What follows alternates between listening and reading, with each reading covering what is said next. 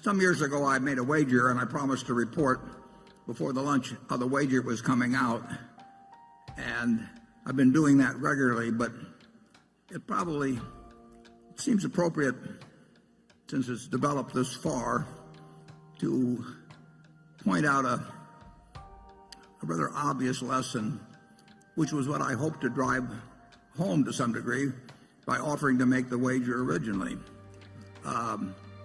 Incidentally, when I offered to make the wager,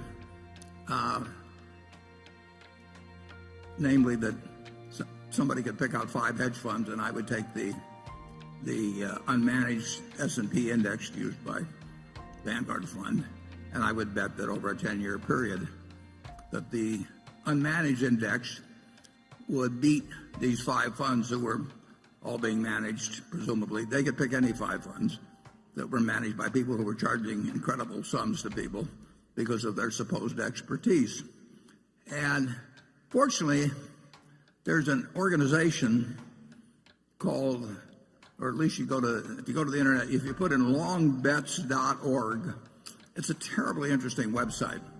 You can have a lot of fun with it because people take the opposite side of various propositions that have a long tail to them and make bets as to the outcome, and then they both give each side gives their reasons. And you can go to that website and you can find bets about, what population will be doing 15 years from now, or all kinds of things. And our bet became quite famous on there. And a fellow I like, who I didn't know before this, Ted Seides, bet that he could pick out 5 hedge funds. These were funds of funds. In other words, there was one hedge fund at the top, and then that manager picked out who he thought were the best managers underneath, and then bought into these other funds in turn, so that the 5 funds of funds represent maybe 100 or 200 hedge funds underneath. Now, bear in mind that the hedge fund, the fellow making the bet, was picking out funds where the manager on top was getting paid perhaps 0.5% a year, plus a cut of the profits, for merely picking out who he thought were the best managers underneath, who in turn were getting paid maybe 1.5% or 2%, plus a cut of the funds on profits. But certainly the guy at the top was incentivized to try and pick out great funds, and at the next level, those people were presumably incentivized too. So the result is, after 8 years and several hundred hedge fund managers being involved, is that now the totally unmanaged fund by Vanguard, with very, very, very minimal costs, is now 40-some points ahead of the group of hedge funds. Now, that may sound like a terrible result for the hedge funds, but it's not a terrible result for the hedge fund managers. These managers, you've got this top-level manager that's charging probably 0.5%. I don't know that for sure. And down below, you've got managers that are probably charging 1.5% to 2%. So if you have a couple percentage points sliced off every year, that is a lot of money. We have 2 managers at Berkshire that each managed $9 billion for us. They both ran hedge funds before. If they had a 2 and 20 arrangement with Berkshire, which is not uncommon in the hedge fund world, they would be getting $180 million each, merely for breathing annually. It's a compensation scheme that is unbelievable to me. And that's one reason I made this bet. But what I'd like you to do is for a moment imagine that in this room we have the entire, you people own all of America. And all the stocks in America are owned by this group. You are the Berkshire 18,000 or whatever it is that have somehow managed to accumulate all the wealth in the country. And let's assume we just divide it down the middle. And on this side, we put half the people, half of all the investment capital in the world, and that capital is what a certain presidential candidate might call low energy. In fact, they have no energy at all. They buy half of everything that exists in the investment world, 50%, everyone on the side. And so now half of it is owned by these no energy people. They don't look at stock prices. They don't turn on business channels. They don't read the Wall Street Journal. They don't do anything. They are a slovenly group that just sits for year after year after year owning half of the country, half of America's business. Now, what's their result going to be? Their result is going to be exactly average as how American business does, because they own half of all of it. They have no expenses, no nothing. Now, what's going to happen with the other half? The other half are what we call the hyperactives. And the hyperactives, their gross result is also going to be a half, right? They can't, the whole has to be the sum of the parts here, and this group by definition can't change from its half of the ultimate investment results. This half is going to have the same gross results. They're going to have the same results as the no energy people. And they're also going to have terrific expenses, because they're all going to be moving around, hiring hedge funds, hiring consultants, paying lots of commissions and everything. And that half as a group has to do worse than this half. The people who don't do anything have to do better than the people that are trying to do better. I mean, that's simple. And I hoped through making this bet to actually create a little example of that. But that offer was open to anybody. And I would make incidentally the same offer now, except being around at 10 years to collect gets a little more problematic as we go through life. But it seems so elementary.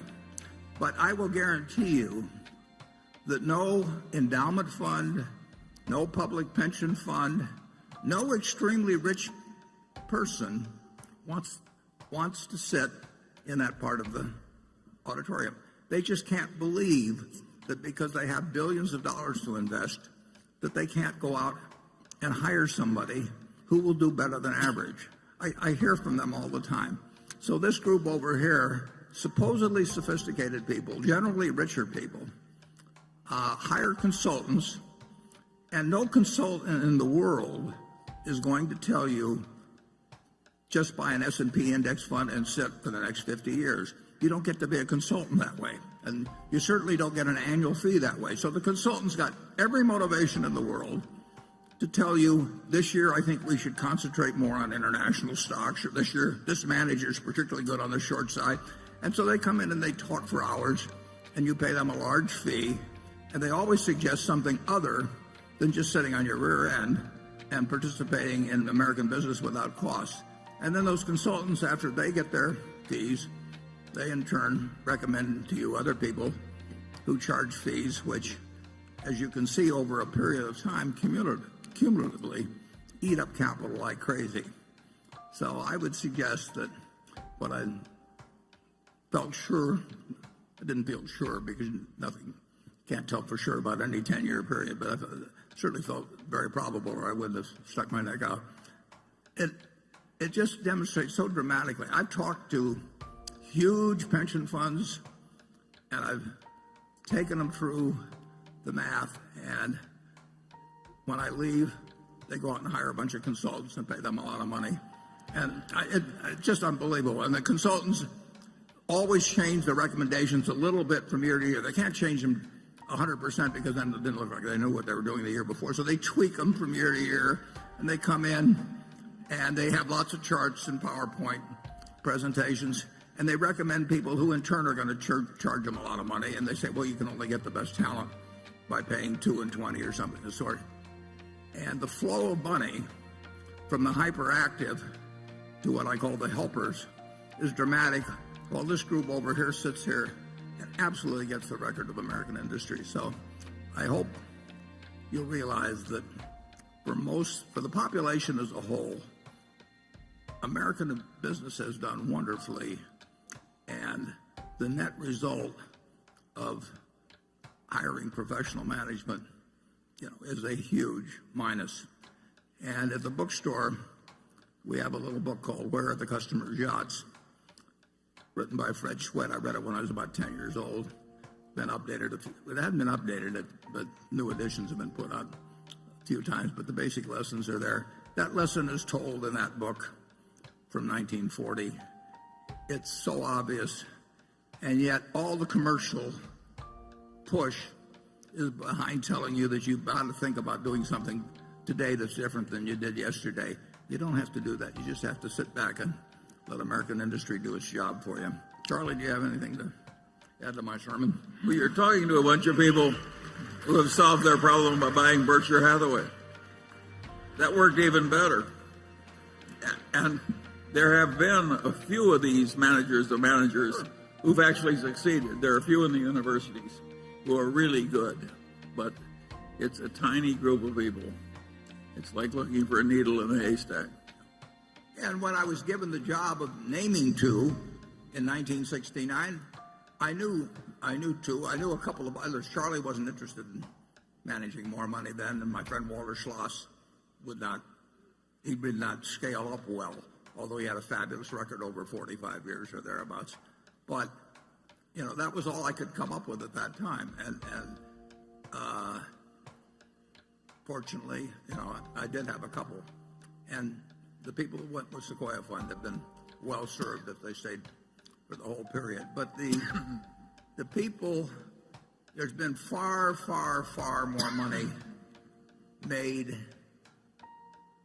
by people in Wall Street through salesmanship abilities than through investment abilities. There are a few people out there that are going to have an outstanding investment record, but there are very few of them, and the people you pay to have identify them don't know how to identify them, and they do know how to sell you, and that's my message. We'll come back at 1 o'clock. Thanks.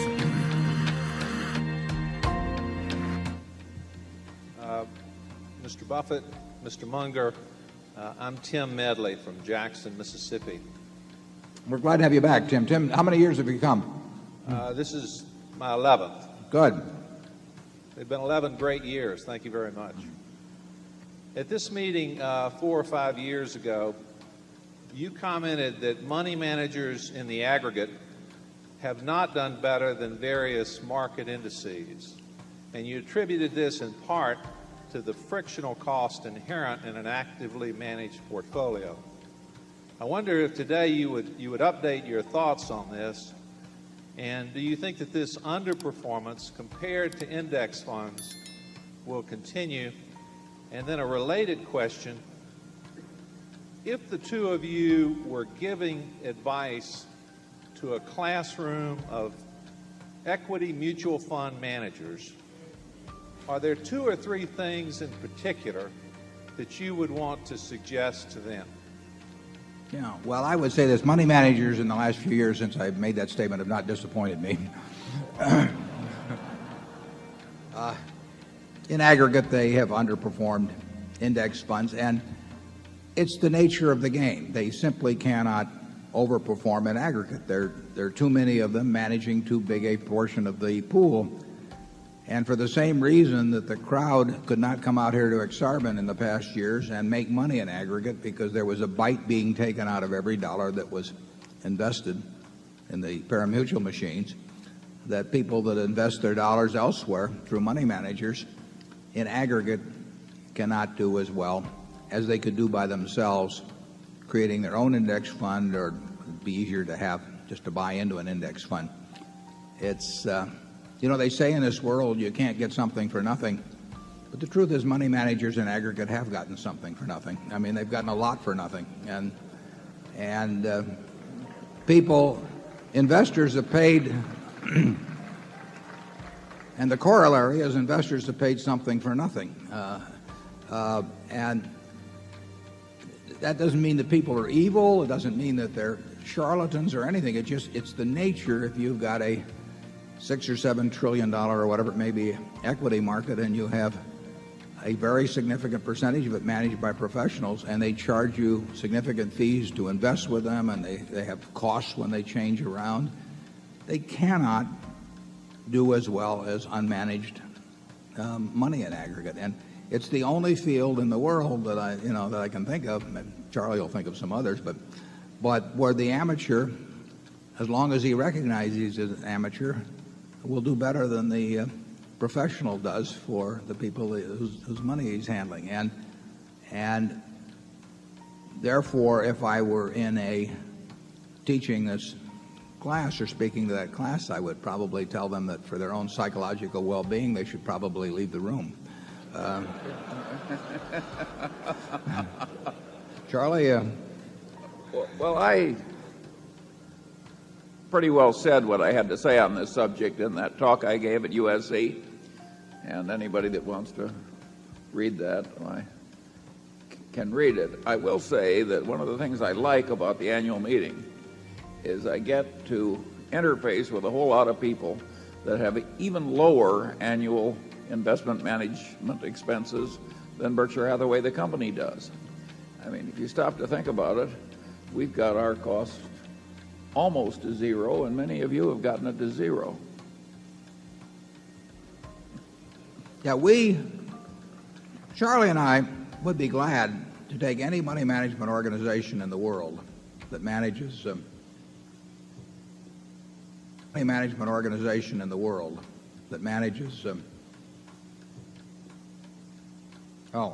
just been handed a note. It says, unfortunately, we don't have extra annual reports on site. Those shareholders desire... just been handed a note. It says, unfortunately, we don't have extra annual reports on site. Those shareholders desiring one should call us or write. And one should call us or write. And we're also on the internet. You can run it off there too. So I apologize for not having them on the here, but they're easy to get. Just dial 346-1400, and there's an annual report line, and you'll have one sent to you. We would be willing to take any money management organization in the world managing $10 billion or more, and in the case of brokerage houses who have their brokers in aggregate handling $10 billion or more, and we would be willing to bet that their aggregate investment experience over the next 5 years or 10 years for the group that they advise will be will be poorer than that achieved by a no-load, very low-cost index fund. And we'd put up a lot of money to make that wager with anybody that would care to step forward. Gambling may be illegal, but now you can do it through something called derivatives, you see. And we could create an instrument that would allow that, even though it might be against the laws of the state of Nebraska. Charlie, would you join me on that? Or? Well, I certainly agree with you. I always say that exactly 1/5 have to be in the bottom 20%. And there are certain fundamental forces at work here but it is a very peculiar profession where you have to be in a state of psychological denial to shave in the morning if you do the work. I don't think that's true for a handful of investment managers. I think we know investment managers who add value, but it's a comparatively rare and small percentage. Yeah, we have identified in the past, even, on a prospective basis, not retrospective, managers who have added value, and there's a couple of them in this room. Well, and there's Lou Simpson of Geico. Yeah, well, he's one I had in mind. You can do it. You can't do it with unlimited amounts of money, and a good record tends to attract money. Even a mediocre record presented by a good salesperson tends to attract money. But there are people working with smaller amounts of money that where the probabilities are that they will do better than average. Excuse me. Where the probabilities are that they will do better than average, but they're very rare. Incidentally, I apologize on this voice. I had to leave Garot's early last night, and there were a number of you I was hoping to see, but it was gone entirely last night, and then I managed. I'd like to tell you I did it by cherry Coke, but I managed to nurse